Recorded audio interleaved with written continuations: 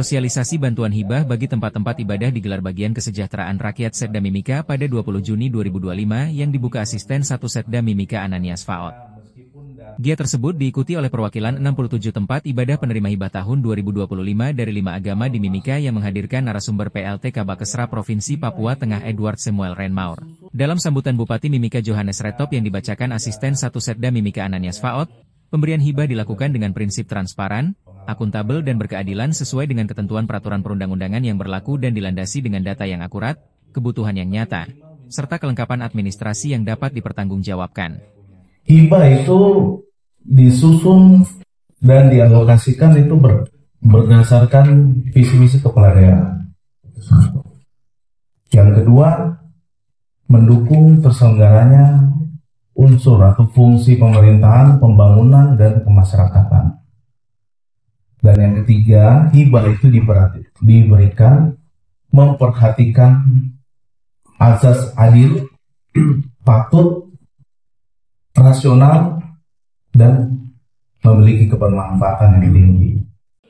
Dikatakan Kabakesra Setda Mimika Richard Wakum, pengurus rumah ibadah yang hadir sebanyak 67 pengurus dari berbagai agama tersebut merupakan pengurus yang akan mendapatkan bantuan pada tahun 2025.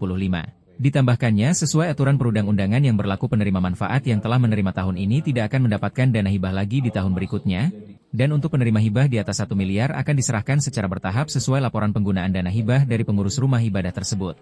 Untuk pertemuan sosialisasi hari ini, bagaimana kita mempertegas kepada mereka para penerima hibah.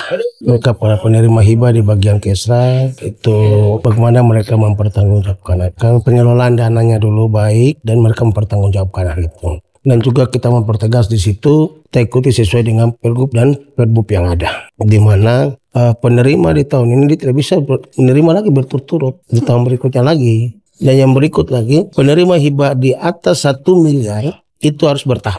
Tidak bisa langsung, tidak bisa sekaligus. Jadi bertahap. Tahap pertama, mereka setelah terima, mereka mempertanggungjawabkan akan dulu, baru kita bisa lanjutkan lagi ke tahap kedua. Dan untuk hibah di tahun ini, ya bukan tahun ini, hibah tahun seperti tahun lalu, itu dia berlaku tahun anggaran ini.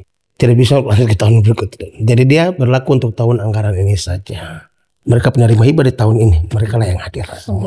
Gereja semua, denominasi semua. Jadi totalnya semua ada 67 penerima. Ya, harapan mereka penerima hibahnya digunakan sebaik mungkin dan dipertanggungjawabkan sebaik mungkin. Karena seperti yang disampaikan oleh pemateri dari provinsi bahwa ya seperti yang kita tahu bahwa nanti di awal tahun ada timnya pemeriksa akan turun, dan dengan kami dari Kesra dan juga tim monitor dan evaluasi kami akan turun untuk memantau lihat perkembangan sesuai dengan laporan mereka. Tim Liputan Papua MCTV.